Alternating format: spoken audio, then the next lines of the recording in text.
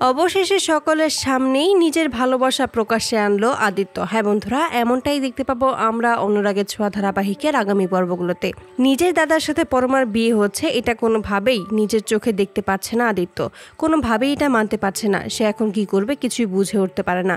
নিজের চোখের সামনে নিজের ভালোবাসার মানুষ যখন তার দাদাকে বিয়ে করবে বলে ঠিক করেছে, তখন এই কষ্ট সহ্য করতে না পেরেই সেখান থেকে চলে যাবে। ঠিক সেই মুহূর্তেই আদিত্যর মা সেখানে এসে বলে যে তুই কোথায় যাচ্ছিস, তোর দাদার এখানে বিয়ে হচ্ছে, তুই চলে গেলে কি করে হবে, তোর দাদার পাশে তো তোকে থাকতেই হবে। তাই আদিত্য বাধ্য হয় সেখানে থাকার জন্য।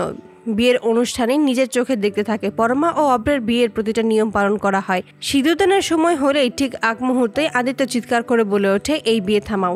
নিজের ভালোবাসাকে আর ভাগ করে নিতে পারে না সে। আদিত্য জানিয়ে দেয় এই বিয়ে হতে পারে না, এই বিয়ে কোনোভাবেই সম্ভব নয়, আমি পরমাকে ছাড়া থাকতে পারবো না।